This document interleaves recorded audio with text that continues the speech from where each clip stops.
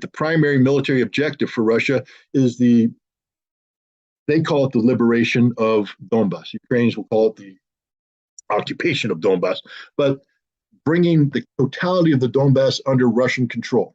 And that's ongoing. They now have sufficient forces to do that. They also have more than sufficient forces to hold the Kherson bridgehead, which secures Crimea and makes viable the land bridge that connects Crimea to the Donbass. This is all now secured with a solid defense line, troops that are mutually supportive, reserves in place, artillery in place.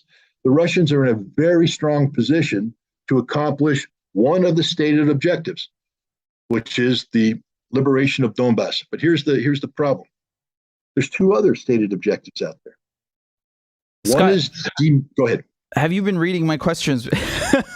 I was going to ask you, did Russia achieve its set out or stated objectives, which was, I think you were going to get to the next one, which is denazification, demilitarization. Demilitarization, yeah. How would you view that right now in September 2022? Are you getting nervous, Richard? Do you think that I have cameras in your room? I'm reading down your notes. Like I said, I think they're in position to accomplish one of the three. They're going to, I believe, in the foreseeable future, retake Donbass, and there's nothing the Ukrainians can do to stop them. But now here's the crux: demilitarization. From the Russian definition of what that entails, it was the removal of all NATO infrastructure, NATO affiliation, etc., from the Ukrainian military. I just told you that the Ukrainian military doesn't exist anymore, and it doesn't. The Russians destroyed the Ukrainian military, defeated the Ukrainian military in May, June, and July. All the equipment the Ukrainian military used to have is gone. The structures that existed, they've been weakened, eliminated. Ukrainians were forced to throw territorial defense units, untrained reservists, into the front lines. One of the reasons why they had such high casualties is they had totally untrained troops buying time for these reserves to be accumulated. So they sacrificed men for time. The army that did come in was a NATO military. So now when we're talking demilitarization, what we're really saying is that the entirety of the Ukrainian military has to go bye-bye. How's that going to happen? One of two ways. Either the Russians defeat it on the field of battle, annihilate it, or they get them to surrender and voluntarily disarm, or somewhere in between. Bad news for Russia right now. With 200,000 troops, you don't have sufficient military power to accomplish that objective. You allowed NATO to infuse almost $100 billion worth of equipment and support into Ukraine. You gave Ukraine the strategic depth so they can reconstitute their military without fear of consequence. Imagine if you're a Ukrainian soldier trying to be trained, and every night you went to bed in your barracks outside of Lvov, and you said, oh, good Lord, a Caliber missile might come in and kill me tonight. The quality of your training has diminished greatly because you're not focused on this. You're worried about this, and the people who are training you have to be worried too, so they have to alter the training plan, break it up. You can't bring everybody together. But now they get to go to Europe. They get to go to big NATO training facilities in Germany and France, Poland and England, and they get to train without fear. They get a good meal, get good night's sleep. They're happy-go-lucky. And then they come in well-trained, rested, equipped, and they move this unit in, and NATO's done a great job of building rat lines. And that's what I mean is like a smuggling route. Mm-hmm. The Russians, of course, aren't stupid. They're out there trying to interdict, but they're getting beat.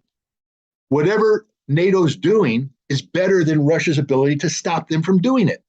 So NATO is successfully getting these troops into Ukraine and getting them to the front lines. Again, none of that offensive would have happened had the Russians been able to interdict them at the border, interdict them en route. Russia didn't, and it wasn't for a lack of trying. So again, make fun of NATO all you want, make fun of Ukraine all you want. They're winning that aspect of the war. When the history's written, we can sit here and say, oh, the Russians will get high praise for blowing up the dam and all this stuff, brilliant military.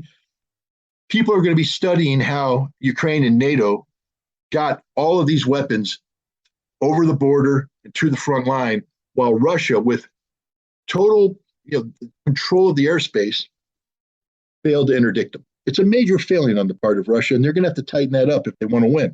Because if they don't, it's only going to complicate the war going forward because NATO's just going to keep repeating this puzzle over and over again, this process. So demilitarization, you're going to need many more men. And again, I don't want to sit here and pretend that I can think for the Russians, but I'm pretty good at military math. And when I run through the calculation and all that stuff, they're going to need 300 to 400,000 men to accomplish the task. They can't do it with what they have now. And even with 300, 400,000, it's going to be a slower battle. It's not going to be a broad front all the way across. It means you secure the Donbass, then you go to Odessa. You link up with Transnistria, and then you secure that defense. You get more forces. You go up and you push your way into Kharkov and hook that up and take that area. And in the process, hopefully destroy as much of the Ukrainian military as possible. Meanwhile, you carry out a strategic air campaign in the rear, again, which respects the civilian infrastructure, which complicates your purpose. I will tell you this, if they were hitting civilian infrastructure from, what we call civilian infrastructure, rail lines, roads, bridges, if they blew all that up, which we did in Gulf War, this rat line wouldn't work. So that NATO, at the end of the day, we have to acknowledge that the Russians are actually helping NATO succeed by not doing what is necessary to actually shut down the totality of the people's ability to move in the depth of Ukraine. But that's a strategic decision that Russia made because they don't want to destroy Ukraine. They want Ukraine to be a livable space when this war is done. But they're paying a heavy price for that. So there's that. Now we get to denazification. Hey guys, all you have to do is take a look at all the selfies coming out of Kharkiv. And what do you see? Azov emblem after Azov emblem after Azov emblem. Look, Azov suffered a major defeat in Mariupol. Thousands of them were taken prisoners. But the ideology is alive. And it's motivating people to sign up and join. And the hateful presence of Stepan Bandera is alive and well and living in the Ukrainian military today and in the Ukrainian body politic. And what I'm trying to get at here is saying that when we speak of denazification, it's no longer a matter of simply getting the Ukrainian parliament to pass a new constitution that bans Bandera, getting rid of the monuments, outlawing political parties. It's going to be the total dismantlement of Ukrainian society. When we say denazification, it's going to resemble what occurred in Germany at the end of World War II and what occurred in Iraq at the end of the 2003 invasion, de-Baathification. It's that kind of totality that's going to be necessary to cleanse Ukraine of this ideology, which means it's a virtual occupation of all of Ukraine. This includes Kiev, this includes Lvov. Russia doesn't have sufficient military power allocated to the special military operation to accomplish this task. So they're going to need more military power.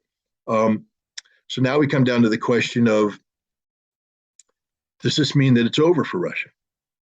Well, the short answer is yes, unless Russia's willing to double the size of its forces. Why do I say that? It doesn't mean that Ukraine's going to beat Russia. Ukraine's never going to take Crimea. Ukraine's never going to take Kherson. They're never going to eliminate the land bridge. They're not going to retake Donbass. But what they can do is create a stalemate that has a permanent line of conflict, which means that Ukrainian artillery will forever threaten civilian settlements in in Lugansk and Donetsk, in Mariupol, in Kherson, even in Crimea. There'll be a threat of drone strikes. This will be a never-ending war of attrition on the line. And you know who wins that? Ukraine. Why? Because they weren't denazified, because they weren't demilitarized, because NATO is now alive and well and living in Ukraine. You don't have to say I'm a NATO member to be a NATO country. Ukraine is more of a NATO country today than most NATO countries. They got more NATO weapons too. They have a better NATO military. Here's the thing. I'll say this right up front, that those 30,000 guys that fought and died for the Ukrainians in this offensive would have beat any army NATO has, any army, with the possible exception of the United States, and only if we reinforced it with forces from the U.S. The existing American infrastructure in Europe could not have stood up to the Ukrainian army. The German army would have been defeated in a week. The French army would have been defeated in a week. Don't say the British army. Pardon? Don't say the British one as well.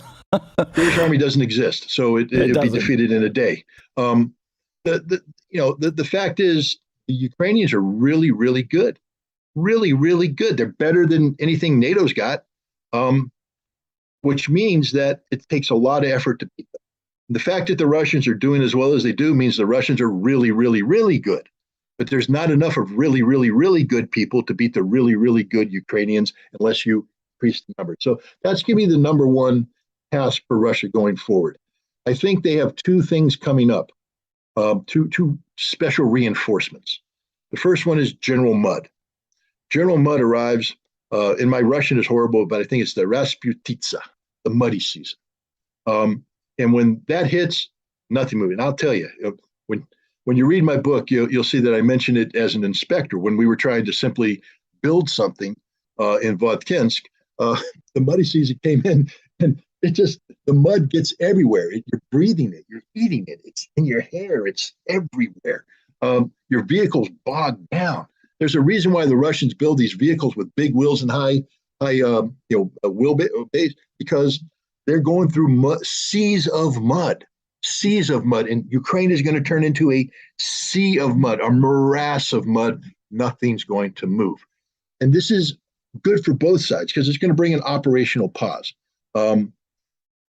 And then what's going to happen is General Winter's going to come in, and here the Russians have the advantage. They have the cold weather gear.